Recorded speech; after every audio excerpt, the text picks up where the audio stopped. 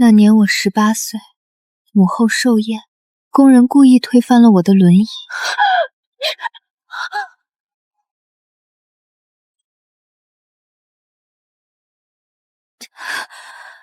你这样的公主也配沾皇家寿宴的喜气？来人！我趴在雪地上半个时辰，无人来扶。姐姐，你看这里风景好好，我们赏花好不好？好啊，妹妹这般活泼，倒是惹人喜欢。姐姐，我的腿好疼。妹妹，你以后就好好养病，你这辈子翻不了身了。父皇和母后不会为了一个瘸子，再让我这唯一的嫡公主失了颜面。母后，求您还我，这是胡头唯一的遗物。人都死了，留着这些有什么用？这是我唯一的念想，母后求您手下留情。念想？你不配。什么都没了，我什么都没有了。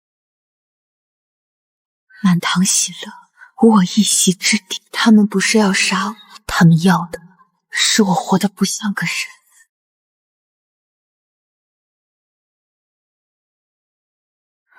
公主，大公主送来一个宫女，叫葡萄。葡萄。公主若是不喜欢，奴婢即刻让人把她拖下去处置。这宫里以水果命名的宫女，只有我这里有。例如刻意改了她的名字来恶心我。为何把她送来？奴不知。把人带进来给我瞧瞧。奴这就去。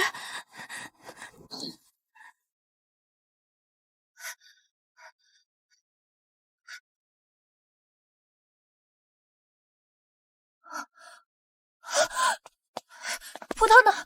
葡萄在哪里？没看到葡萄。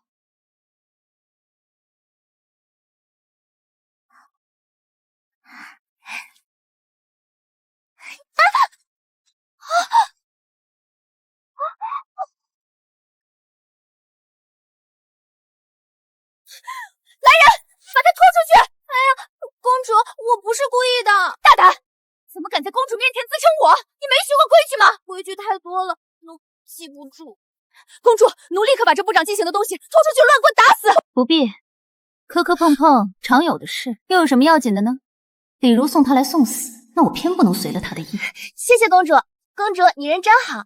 只是我没想到这个蠢丫头竟会成为我绝望人生里的变数。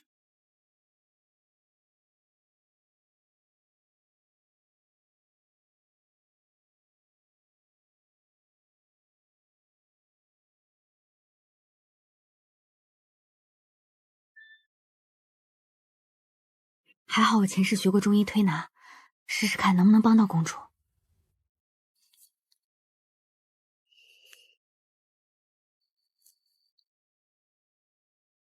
谁？公主，您醒了？您这条腿还有感觉？你半夜来捏我的腿做什么？公主，奴是学医的，我能治好您的腿。这宫里多少名医太医都说我这双腿神仙难救，李如派他来到底是想试探我，还是想要继续羞辱？胡言乱语，快滚！小心些，沿着门边出去，不要吵醒外头的荔枝，不然仔细你的皮。我没胡说，我真的可以医好你的腿。公主不信我，还不快滚出去！公主，您跟他们说的不一样，您脾气挺好的。你是真的不怕挨打？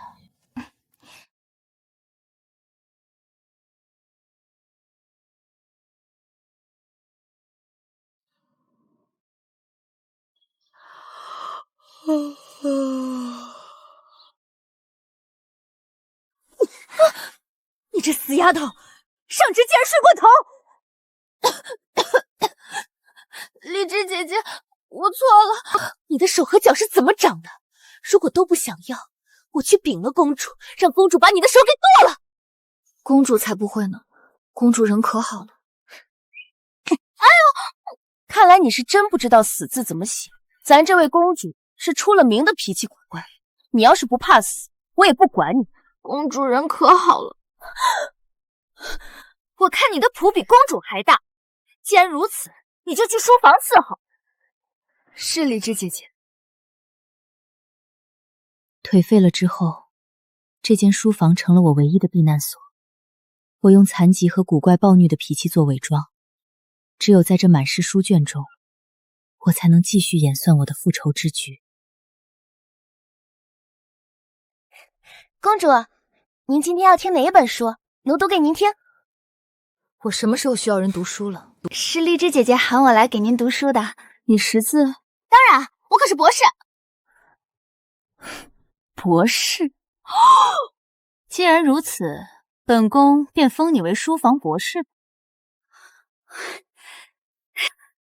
谢公主隆恩，公主你可真是太好了。公主，您不追问一下博士是什么意思吗？你要是再多嘴，你就不用在书房伺候了。奴多嘴，奴多嘴。套马的汉子，你威武雄亮。葡萄，我在呢。安静点儿。嗯。可偏偏是这个傻子，让我这间死气沉沉的书房多了一丝活人的气息。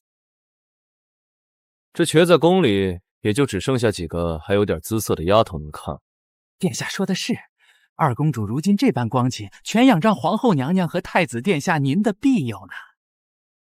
太子殿下驾到！太子殿下来了，还带来了大公主的绣品。李如的绣品，父皇子嗣众多，他这太子之位如履薄冰，在外他装的人模狗样，一到我这瘸腿妹妹的宫，就露出了禽兽的本性。殿下放开奴婢！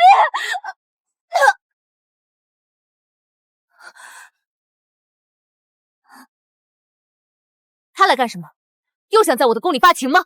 公主息怒，皇后娘娘护着太子，咱们惹不起啊！是啊，母后护着他，我知道我一个残废闹不出去，他才敢这般肆无忌惮。你去告诉他，本宫正在休息，不见。等等，葡萄呢？还不快去找，把他给我带回书房。是，奴这就去。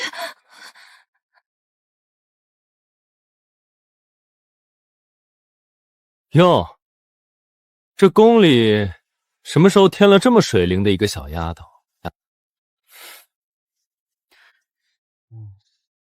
小美人儿，在这看什么呢？让姑爷看看。你干什么？脾气还不小，怎么跟了那个残废公主连尊卑都不懂啊？姑可是太子，跟了姑保你享尽荣华富贵。别碰我，你这流氓！贱婢，你敢打姑？哼！姑今天就劈了你！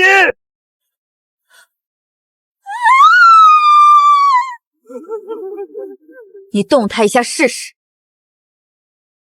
我当是谁呢？妹妹，一个不懂规矩的贱犊冲撞了姑，姑替你教训教训，你也要拦？我的狗还轮不到你来打。你别给脸不要脸！你一个连站都站不起来的废物，凭什么跟姑叫嚣？这不许姑连你一起砍！太子殿下大可一剑劈了我，只要明日早朝，殿下能向父皇解释清楚，为何在亲妹妹的宫里，为了强抢宫女，将自己的亲妹妹斩杀见下。行，算你狠，你给我走着瞧！回宫！公主，对不起，我闯祸了。我失去过一个葡萄，这一次我绝不会让任何人再动它分毫。母后，成何体统？谁惹你生这么大的气？您看儿臣的脸，这是怎么回事？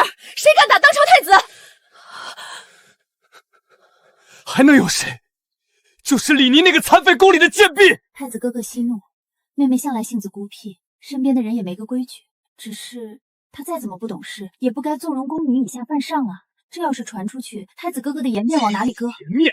儿臣的颜面早就被他们丢尽了。母后，把那个现在叫长头出来乱棍打死！说的对，打狗还要看主人，他这是根本没把你这个太子放在眼里。来人，备轿，本宫亲自去长乐宫，看看李挪他到底要反了天不成？儿臣先去。母后别气坏了身子，妹妹也是被惯坏了。等会儿您好好说说她，她会明白的。荔枝和太子早就有染，满心以为自己可以借此飞上枝头了，愚蠢！葡萄，你好大的胆子，竟敢伤害太子！来人，把他拖出去！谁敢？公主恕罪。你现在倒是出息了，在我的店里张嘴就要打杀人命了。他也是照规矩办事，你又何必为了一个贱婢跟姑过不去？在他主子面前如此咆哮，这也是规矩。他也是为了维护你兄长。你这般胡搅蛮谈，难道不顾兄长的脸面？兄长在我这长乐宫外干了些什么肮脏事，但我不知道。你堂堂太子调戏宫女，又岂是给我脸？姑政务繁忙，还隔三差五来探望你，只有姑不嫌弃你这个残废。皇兄，既然如此，不如我们现在就一起去父皇面前理论理论。罢了，你便一直如此惹人厌恶，便是亲兄长也救不了你。滚！因为你的腿疾，大家都让着你，哄着你，可你还要闹多久？母后别生气，宁儿毕竟可怜，伤了腿，脾气难免暴躁些。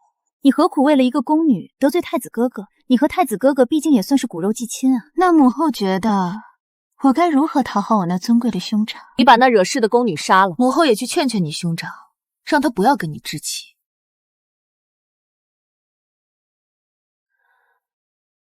绝无可能！你说什么？你敢违逆本宫？谁敢动一下这个丫头，就等着我闹到父皇面前吧。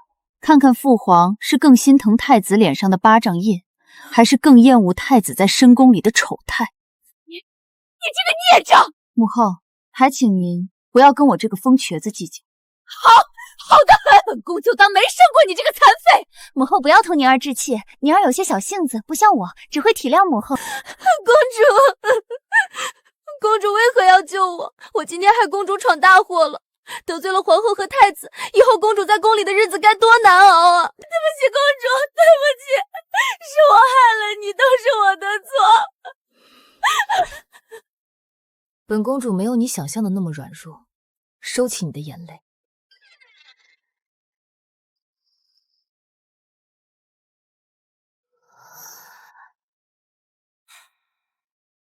其实他刚踏进殿门的时候，我就知道了，这小玩意儿真是跟天借了胆子。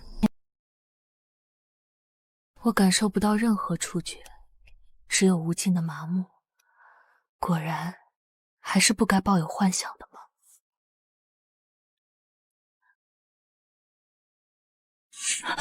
等等，这是又酸又麻的感觉，我的腿竟然有感觉了，太强烈了！这种久违的酸胀感，像干涸河床涌入清泉。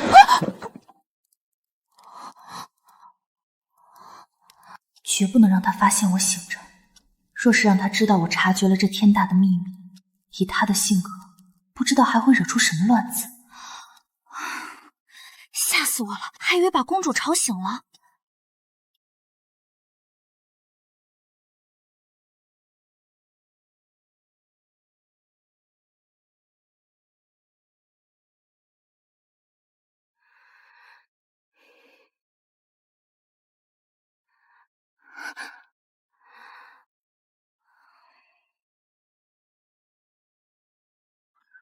真是笨脚的小玩意儿！若是打翻了灯台引起火灾，我们俩都得死在这儿。可我的腿真的有救了。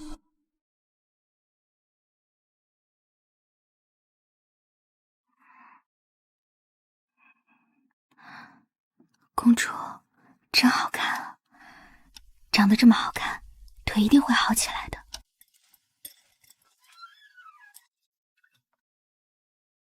他真的懂医术，我的腿有希望了。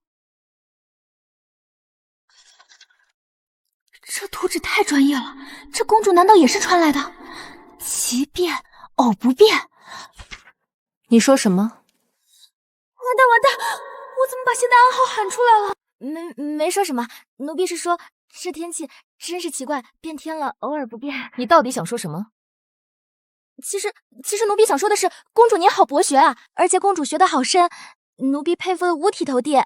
一个刚进宫不久，被发配来送死的小宫女，哪里知道这么多？这不是暴露了她行迹可疑，且让我试探她一番。你胆子不小。公主饶命！公主饶命啊！怎么，你不但识字，还能看得懂本宫手抄里这么深的学问？奴婢虽然不识字，但公主的字写得好，透着学问气，奴婢就是瞎猜的。字？原来如此，你这丫头倒是精乖。吓死奴婢了，吓死奴婢了！公主，您精才绝艺，实在不必困于这张轮椅。精才绝艺，这是我小时候姜太傅用来形容我的词。二公主天资卓绝，6艺之中骑射极佳，将来必然精彩绝艳。哈哈哈！吾女更胜男儿，乃天赐我李家之珍宝。我最爱纵马驰骋的感觉，只可惜自从我摔残了腿，那一切便烟消云散了。这张轮椅困了我5年，还将困我一生。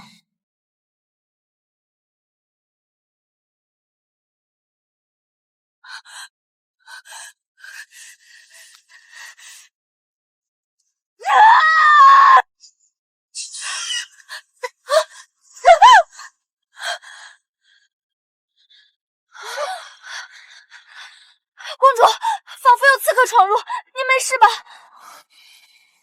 这小破玩意儿竟然是翻窗进来的，怎么回事？死定了！被当成刺客，绝对会被乱棍打死的。感谢，刺的眼睛疼。公主，仿佛有刺客闯入，您没事吧？哪里有刺客？公主，您看，窗户被撬开了，定是有人潜进来了。刚才倒是有一阵大风，可是公主，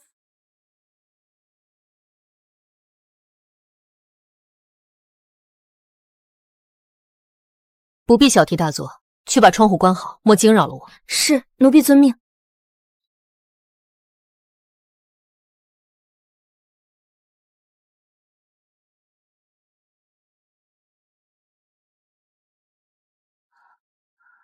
扑腾！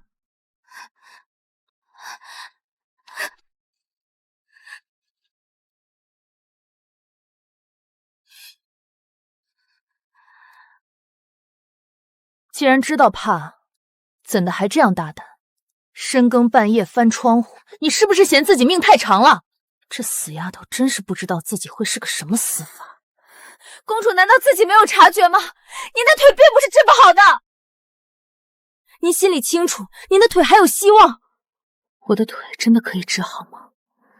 我内心深处真的彻底死心了吗？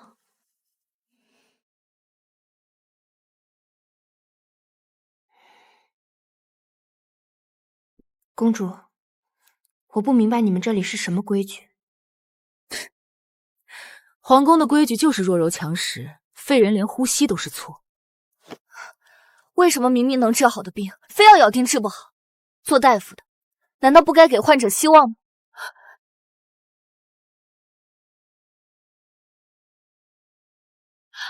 公主，别放弃，活着就有希望。给我希望的人已被他们逼死了，你懂什么？连母后都训斥本宫，觉得本宫想重新站起来是痴心妄想。公主，让我治您吧，我可以治好您。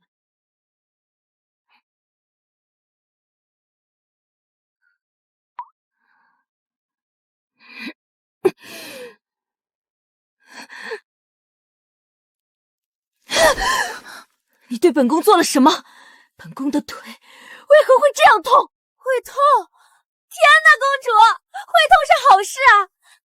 这说明您神经末梢还有活性，只要通过物理刺激，促进细胞再生和微循环。闭嘴！什么神经细胞？你念的什么邪门咒语？公主，您不会觉得我是妖怪，要把我拉出去烧了吧？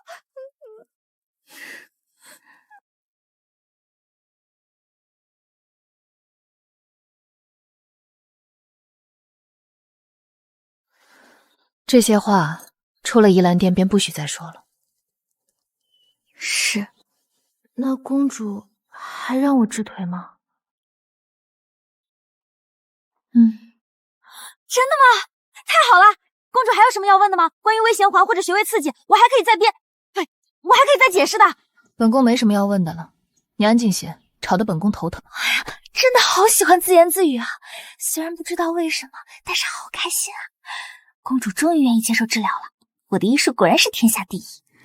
这丫头比起那死气沉沉的绝望，这样似乎也不错。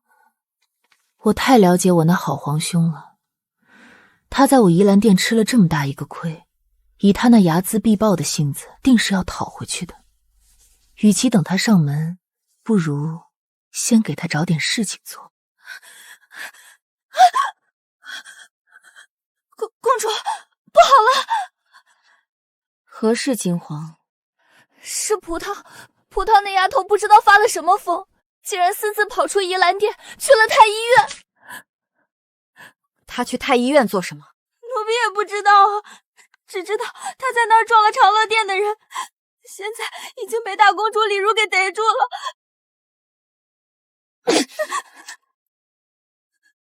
李如，我这边正防着太子，这蠢丫头倒好，自己跑到李如的地盘上送死，真是一刻也不让本宫省心。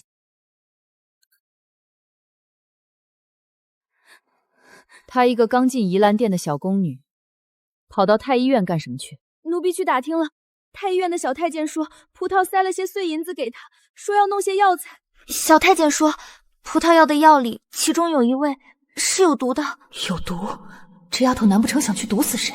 简直胡闹！就算是抓药，太医院那么大，她是怎么精准惹到李如的人的？公主，您忘了，前阵子葡萄本来是在大公主宫里当差的。本宫当然记得，她在李如宫里董宫也就待了3天，就被打发到我这里来送死。怎么3天功夫，李如就想她想得睡不着觉了？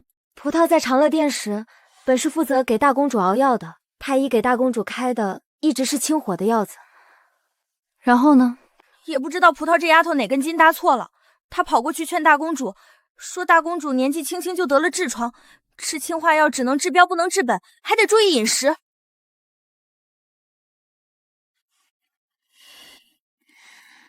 这死丫头，活该她被抓。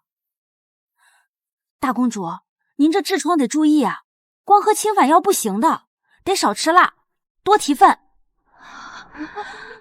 李如身为嫡长公主，万事向已逝的元后看齐。你退下吧。是。苦心经营她那温柔宽厚、高贵典雅的完美形象，被一个小宫女当众指出有隐疾，还是那种难登大雅之堂的病。李如那伪善的性子，哪里容得下这等奇耻大辱？她本是想借本宫的手，在宜兰殿弄死葡萄，既能恶心本宫，她自己又能落个干净。不过李如没想到，这丫头在我的宜兰殿不但活下来了，还活得挺嘚瑟。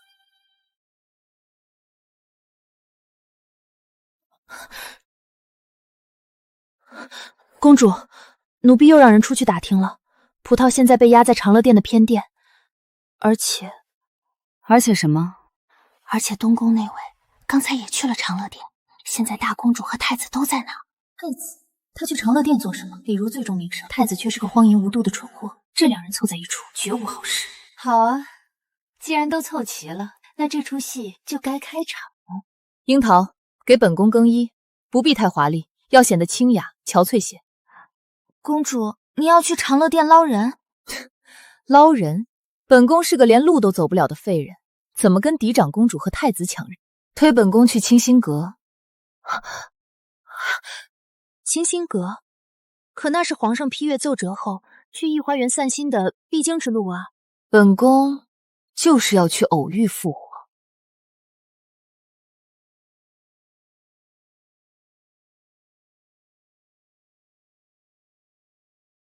皇上驾到！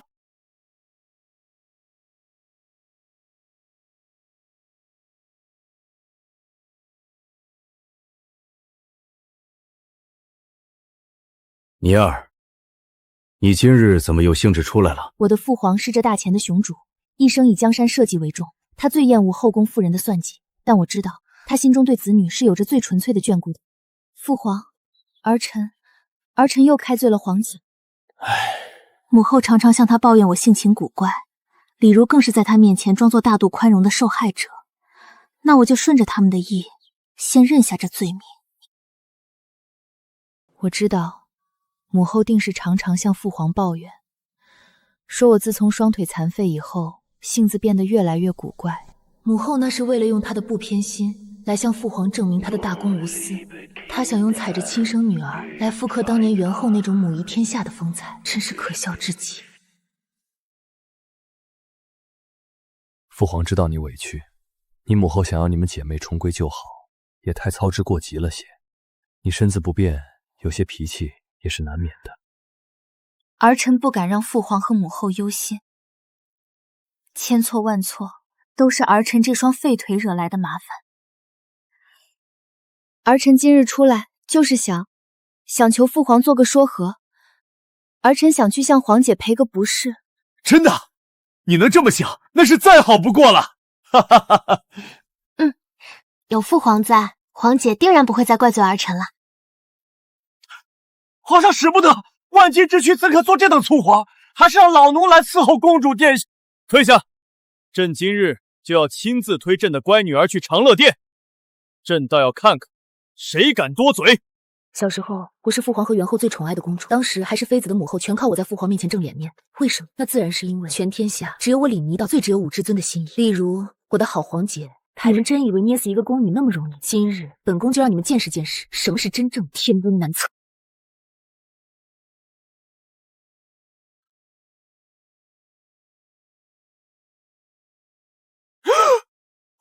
皇上，奴才叩见皇上。慌什么？这个时辰，太子不该在东宫进学吗？怎么是你这个东宫贴身太监守在长乐殿门口？奴才，太子殿下他给朕退下！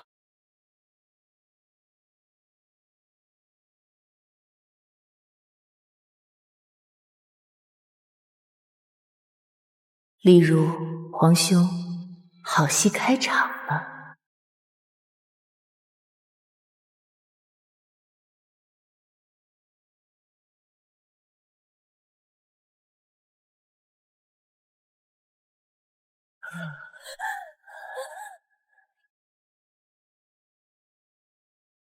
畜生！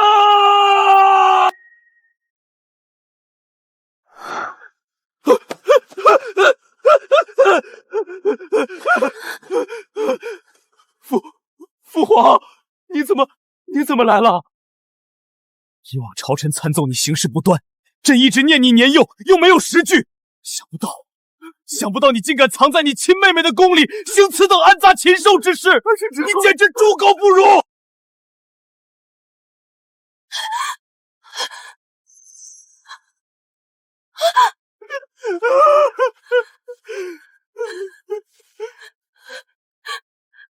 父皇息怒，这都是误会，皇兄是冤枉的。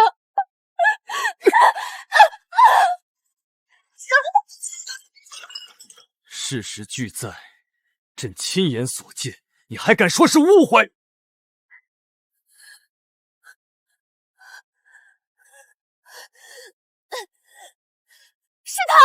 是这个贱婢，是他不要脸，故意跑到儿臣宫里来勾引皇兄的。皇兄只是酒后失德，受了这狐妹子的困惑。好熟悉的说辞，这套把戏，母后当年不知用了多少次。明明是皇兄荒唐好色，他总能把罪名推给那些可怜的宫女，骂他们行为不端。大皇姐，你这话可就奇了。父皇明鉴，这丫头名叫葡萄，是儿臣宫里贴身伺候的大宫女。父皇，李儒是不是急疯了？太子是不是也急疯了？老二，你想说什么？这长乐殿是什么地方？没有主子的无照调情，别说是别宫的宫女，就是这长乐殿的粗使丫头，也进不了大皇姐的内殿。葡萄一个腿脚笨拙的丫头，怎么能绕过多重守卫，精准的跑进皇姐的寝殿，还能恰好碰上本该在东宫进学的皇兄，然后勾引她？李年，你这是要我死啊！一个德性有亏的太子，一个尚在归德就给兄长拉皮条的公主，你们这对母后眼中的无瑕碧玉，今日我便将你们彻底砸碎。是狠！来人，传王德妃。臣妾在。即日起，太子禁足东宫，无诏不得踏出半步。李儒盛行有亏，禁闭长乐殿。王德妃，查查这后宫到底还有多少暗杂事。臣妾遵旨。皇上开恩啊！我的皇儿是冤枉的。滚！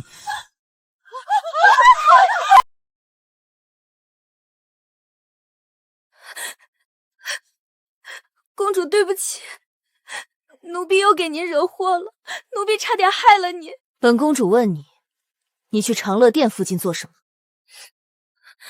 奴婢去太医院帮您取药，路过长乐殿，就被他们的人强行捂住嘴拖了进去。不知死活的东西，谁让你自作主张去取药的？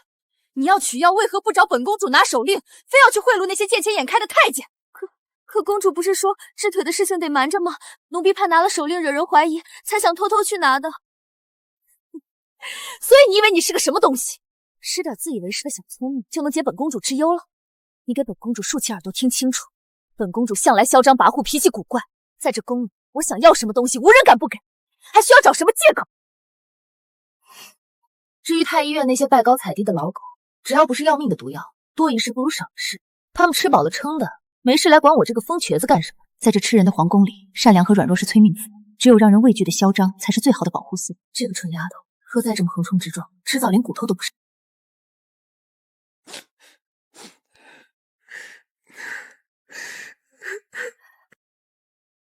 公主骗人，公主既不嚣张跋扈，脾气也不古怪。你说什么？是他们在欺负公主，他们才是坏人。在奴婢心里，公主原本就是这个世界上最好的人，最好的人。前一个对我笑得这般灿烂，对我说这句话的葡萄，已经被他们活活打死了。奴婢都记住了，奴婢以后再也不乱跑了，绝对不自作聪明，绝不给公主添麻烦。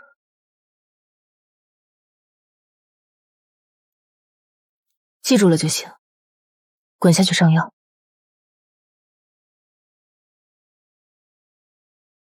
尼儿，母后凤体干少，不在宫中静养，怎么有空来儿臣这阴冷之地？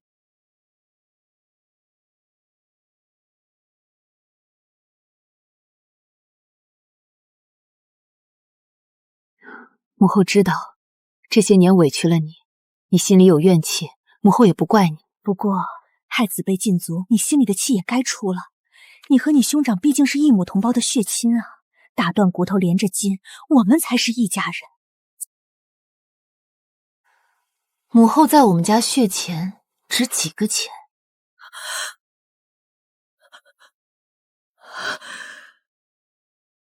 其实我知道他很害怕，因为我三皇兄就要回京了，那是楚魏最有力的竞争者。而偏偏此时太子被禁足，他在心里恨不得把我千刀万剐，可他不敢。我母后能把持后宫这么多年，他自不是傻子，该示弱的时候示弱，是他该做。母后求你，你莫要与你兄长为敌，母后也会约束好你兄长和姐姐，平时少往你这里来。从来都是你们欺人太甚，对此他无话可说。不过他大约不后悔从前对不起我，只后悔看清了我而已。公主，您不知道，我以前有个朋友，他也腿受过伤，结果他不仅好起来了，还参加了什么残奥会，拿了金牌呢。残奥会金牌，那是什么稀罕的封赏？比父皇的免死金牌还厉害吗？就是个比武大会，对，比武大会的彩头。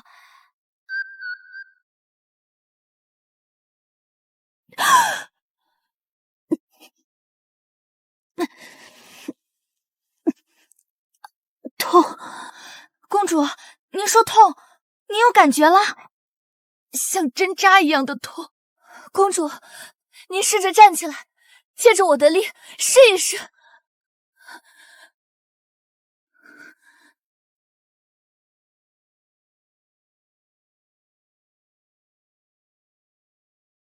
我站起来了，这双被太医宣判死硬的腿，竟然真的站起来了。公主，您站起来了，我也没想到这么容易，他们太可恶了，竟然把您害成这样。等您的腿全好了，我们把他们打得满地找牙。公主，我那个朋友平时学习可忙了，各种考试论文，根本没什么时间看杂书。那他还有时间去游历你说的那些名山大川？所以啊，听说有一种东西叫穿越。他那个朋友曾经萌生了一种想法，说如果能去古代看看那些消失的古籍就好了。穿越，原来你们把这种奇妙的降临叫做穿越。公主，您知道吗？我听说人类最早的开颅手术在5000多年前就有了。开颅救人，10年寿命，在他的那个时代，人命是可以被这样珍视和挽救的。你们那个时代真好啊！公主，您说什么？没什么。你那朋友的想法很荒谬，这种大逆不道的话，以后少说。哦，知道了。启禀二公主，前朝传来消息，皇上下旨撤了太子的禁足令，将太子殿下放出来了。公主，太子他出来了。公主，太子他出来了，他会不会又来找我们的麻烦？父皇到底还是心软，不过放出来也好，躲在东宫里，我怎么动手呢？还有，三皇子殿下的军队已经拔营，5日即将抵达京城。皇后娘娘那边听说得知消息后，惊惧交加，思虑过重，已经连召了好几次太医了。母后啊母后，你也有怕的时候。三皇兄，你终于要回来了，这后宫的死水是时候该搅个天翻地覆了。传令下去，关紧宫门，任何人来探，一律不见。本宫要在这风暴中心好好看这一出大戏。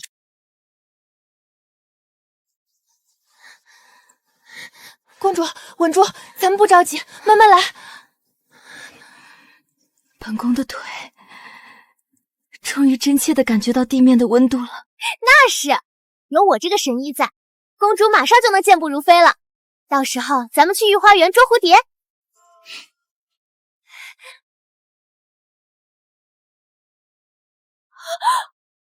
公主有刺客！别过来，我可是会武功的。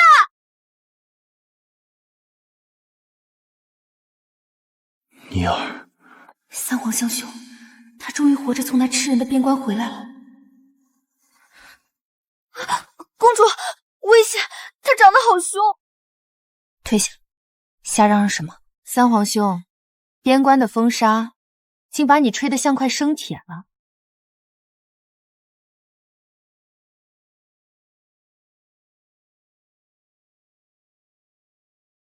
有知觉了，肌肉也未完全萎缩。你的腿真的好了。皇兄，你刚回京，母后和太子可是天天愁得睡不着觉。你此时来我这里，不怕惹一身腥。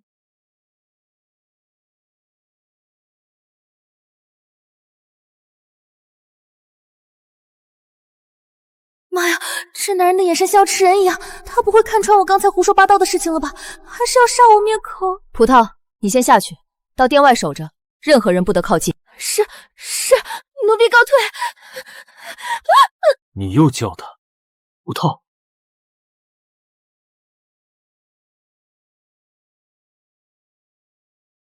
皇兄，此葡萄非彼葡萄。是啊，哪里不一样？这个葡萄它比较没心眼。是啊，那个没心眼的怎么比得上他呢？他谨慎小心，总把规矩挂在嘴边，自以为能明哲保身，最后却在所有人的意料之外，为了我们奋不顾身，连命都搭了下去。过去的事就让它烂在肚子里，在这深宫里活下来，并且踩着那些畜生的尸骨往上爬，才是我们该做的事。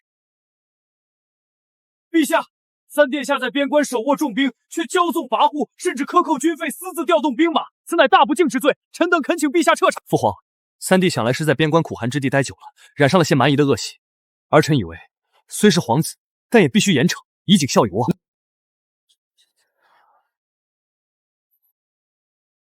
儿臣无话可说，全凭父皇定夺。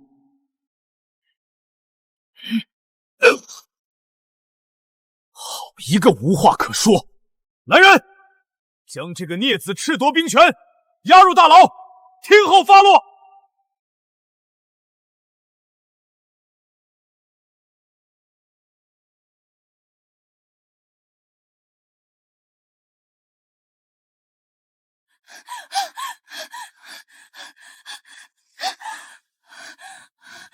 不好了，公主出大事了！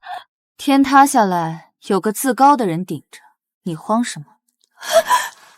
是三殿下，他被皇上下旨抓进大牢了。外面都在传说三殿下在边关犯了死罪，原本他的母族就帮不上忙，听说连他的妻族这次都倒戈背叛了。公主，三殿下平时对您那么好，他不会有事吧？意料之中的事罢了。公主，你怎么一点都不着急啊？他可是您的同盟啊！同盟若是连这点风浪都扛不住，那就不配与我合作。想要绝地反扑，就得先置之死地而后生。这是他的劫，也是他的路。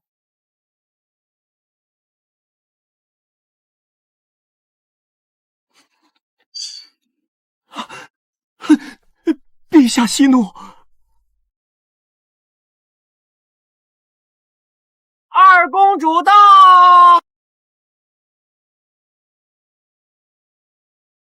你二来了，怎么亲自来找父皇了？是不是在宫里又受了什么委屈？跟父皇说，父皇替你做主。父皇，儿臣没有受委屈，儿臣来是想给三皇兄求情。你知道他做了什么吗？儿臣知道，三皇叔以军费经商，并且在民间放利子请假。既然你什么都知道，如此行径，你还觉得他可赦？父皇，儿臣觉得他不仅可赦，其中必定有隐情。必定有隐情。他贪污军费，与民争利，白纸黑字的证据，你倒来替他狡辩。父皇，恕儿臣直言，三皇兄所率领的西北军常年驻守边关，屡次大破蛮夷，军功显赫。那支军队士气高昂，根本不像军心溃散的样子。若主帅真的中饱私囊，霸占军费以谋私利，手底下的将士早就怨声载道了，怎么会有这般上下同心的景象？民为军敬，兵卒亦为主帅之敬。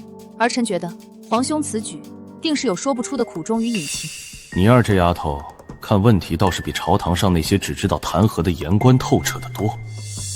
你说的倒也有几分道理，但你可知，如今朝野上下，这是他与你亲兄长太子之间的主位之争。三皇兄亦是儿臣的兄长，儿臣一共有11个兄弟，手心手背都是肉。哈哈哈，好一个都是兄长。你二所请，父皇知道了，此事父皇会细细考量，你先回去歇着吧。儿臣告退。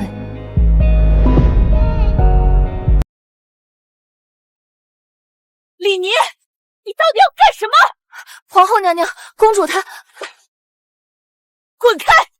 这里轮得到你一个贱婢说话？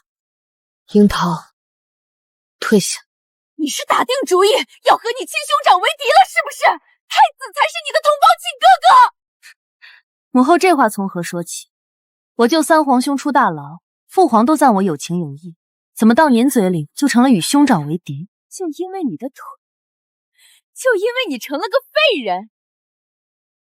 不止，母后可还记得当初我宫里的大宫女葡萄？那个卑贱的奴才，为了一个奴才，你连亲娘和亲哥哥都不要了。若是他还活着，三皇兄绝对不至于如此拼命的夺嫡，是你们亲手毁了一切。你疯了，李妮！你联合外人算计你的亲哥哥。母后，你手上沾的人命，终究有人会讨回一个公道。荒谬！不过是个卑贱宫女，本宫当然只能护着太子。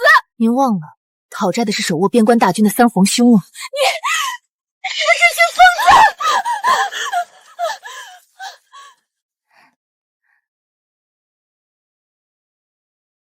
公主，皇后娘娘刚才那个样子，好像是到更年期了。更年期就是女子到了年纪，内分泌失调，情绪暴躁，总之是病，得治。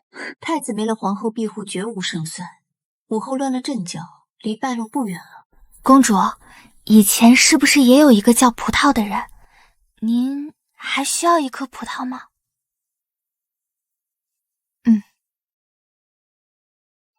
他和那个葡萄是从同一个地方来的，虽然个性大相径庭，但骨子里总归有一样的东西，那种不属于这个冰冷皇宫的鲜活生气。我已经是个废人了，父皇不要我了，母后也嫌弃我，让我死了吧。公主，您不是废人，在我们那里有个终身被困在轮椅上的科学家，他探索了宇宙的奥秘，还有个聋哑的女子，写出了最好的文章，被全世人铭记。假如给我3天光，那是他背给我听的文章，因为他，我才开始喜欢看书，因为他，我才觉得这深宫里，我或许还能像个人一样活下去。那个葡萄姐姐，她一定是个像太阳一样温暖的人。是啊，可就在我刚刚重燃希望却还起不得身的时候，太子那个畜生在我窗前光天化日之下凌辱了他。一个奴才，装什么清高？能伺候本太子是你的福分。放开我！公主救我！放开他！你这个畜生！我杀了你！杀了你！真晦气！一个残废叫得像鬼一样。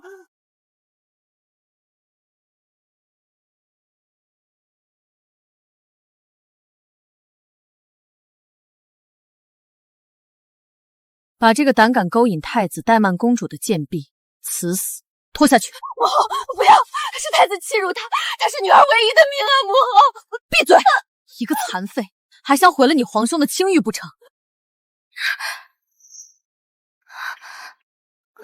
公主，您不要怕，我可能是要回我来的地方去了。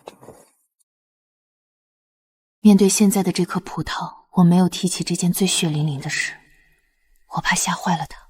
那个葡萄是三皇兄年少时分爱慕的女子。三皇子？那三皇子怎么没能保护她？三皇兄的生母殷贵妃身份特殊，是前朝的公主。前朝亡于民乱，最终是作为臣子的我家夺了天下。你觉得带着这样血脉的皇子，在这宫里有资格谈保护谁吗？殷贵妃始终走不出亡国之痛，后来开始酗酒发疯，好几次她差点亲手掐死三皇兄。三皇兄因此十分茫然，他常常不知道自己的出生是不是本身就是个错误。那个葡萄是这世上唯一一个告诉他你的出生没有错的人。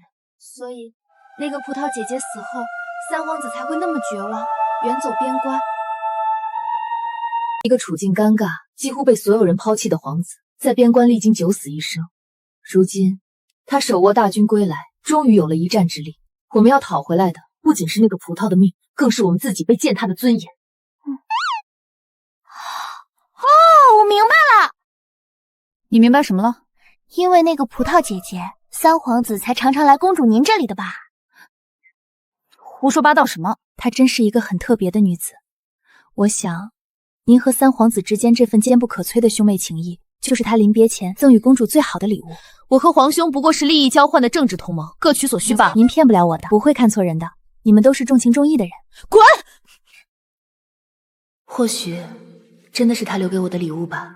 在这吃人的深宫里，我竟也有了可以背靠背的盟友。尼儿，你方才对江南水患的剑法切中要害，太子若有你一半的通透，朕就能少操许多心。父皇谬赞，儿臣只是常年忧居，多看了几本杂书罢了。皇后娘娘求见。臣妾参见皇上。臣妾见皇上近日劳心国事，特选了个机灵的丫头来御前伺候奉茶。母后大约也是无计可施了。太子失势，找了一个和当年元后极其相似的女子来邀宠。母后，您身边的宫女怎么好佩戴凤簪呢？放肆！母后未免也太纵容宫女了。皇后，你最近愈发糊涂，连后宫的规矩都管不好，还怎么母仪天下？皇上息怒，臣妾只是一时疏忽，臣妾没有别的心思。带着你的人，滚回你的坤宁宫闭门思过，没有朕的旨意，不许踏出半步。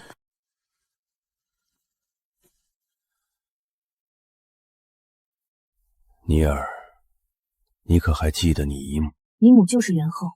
其实母后长得和元后是有些相似的，但行事做派万分不同。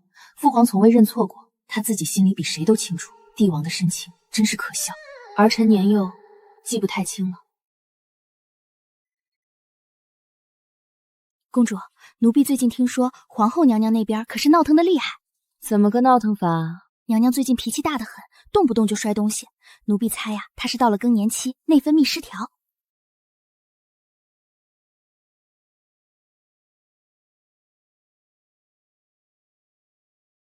李妮，你这个孽障！拜见皇后娘娘。葡萄，你先出去。公主，你真的要和你母亲不死不休吗？母后，您又怎么了？是大半夜的睡不着，特意来儿臣这里发脾气吗？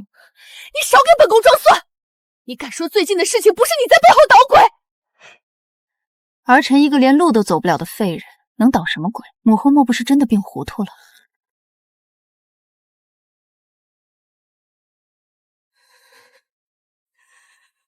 你是装的，这些年你都是装的，对不对？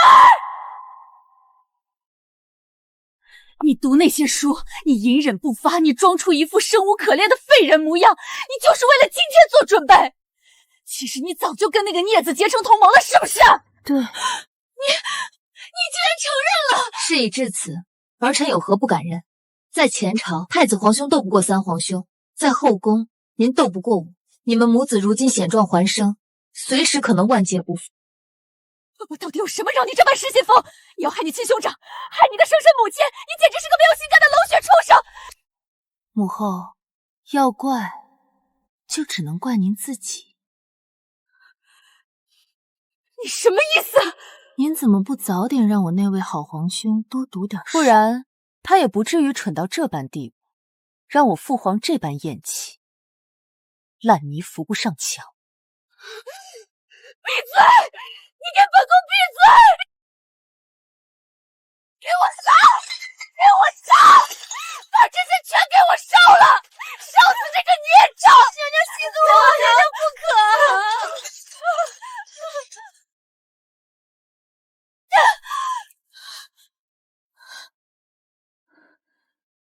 你知道本宫病了，每日密召太医，本宫瞒得天衣无缝，你是怎么知道的？我也是听葡萄说了些闲话，才暗暗让人留意。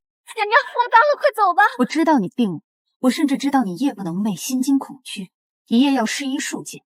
我还知道你每天早上起来，枕头上都是你大把大把掉落的头发。你这个毒妇！你趁你母亲病了要你母亲的命，你就不怕遭天打雷劈，遭报应吗？母后，趁人病要人命，这招我是跟您学的。是你们嫌弃我残废，本宫没有你这样的女儿，本宫知道没生过你这个孽障。娘娘，快走，再不走来不及了。烧死他！只要把他烧死在书房，就说是书房意外失火，一切就结束了。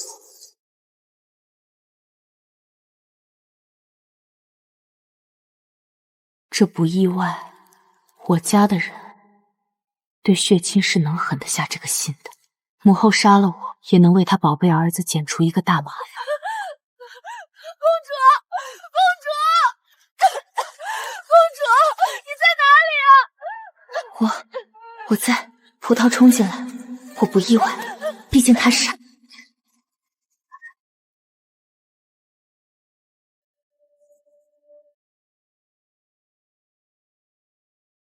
可我没想到的是，还有人会来。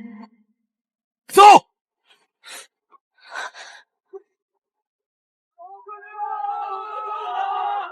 上呀，臣妾的女儿没了，臣妾也不活了，皇上要为女儿做主啊！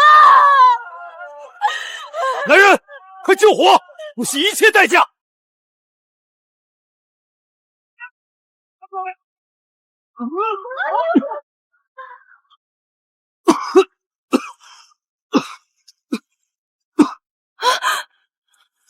妮儿，倩儿！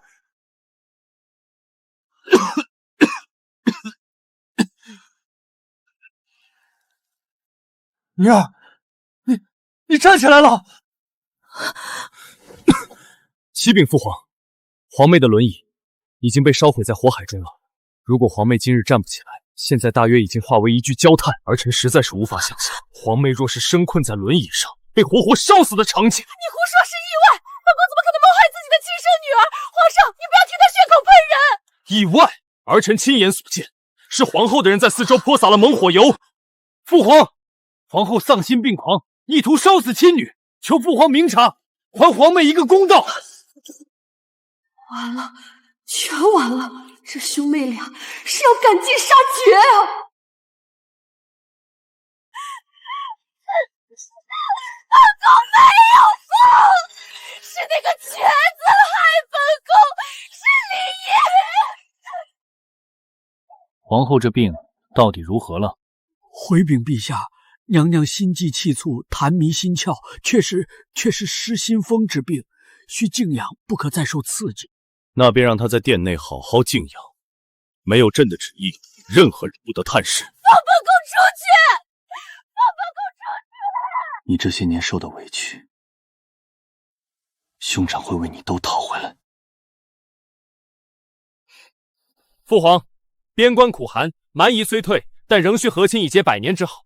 儿臣奏请，将大公主李如送往边关和亲，以彰显我朝天威与仁恩。大公主李如身份尊贵，确为和亲之合适人选。准奏。父皇，您见见儿臣啊！为何要送我去和亲？我是嫡公主，就算要送，也该是李姬那个残废去啊！父皇，您忘了我母后了吗？我是元后唯一的女儿啊！若不是看在你母亲的份上，你戕害手足姐妹，手段歹毒，罪本无可恕。拉下去，严加看管，直到和亲之日。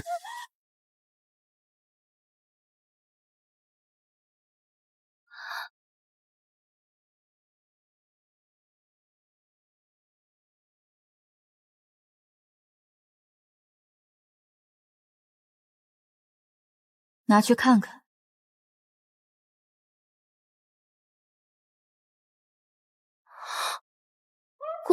公主，这是我的户籍。我先把你的户籍给了你，从今天开始，你就是自由身了。拿着，花完了再来找我们要。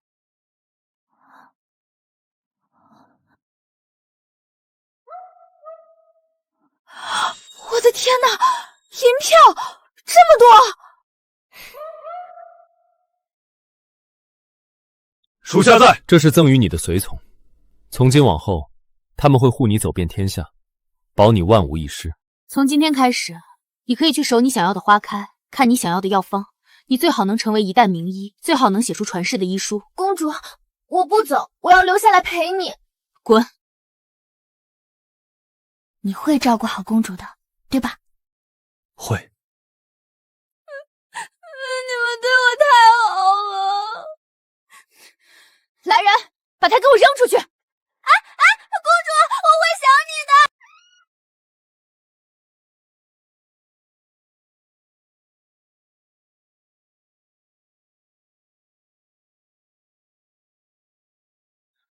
其实，你可以跟他一起走的。算了吧，我受不了那折腾，这皇宫才是我的归宿。不过我真的很意外，我没想到皇兄竟然会舍得放他走。你护得这么紧，我怎么舍得勉强他？再说，我怎能恩将仇报？什么恩将仇报？他医治好了姑的妹妹，这是大恩。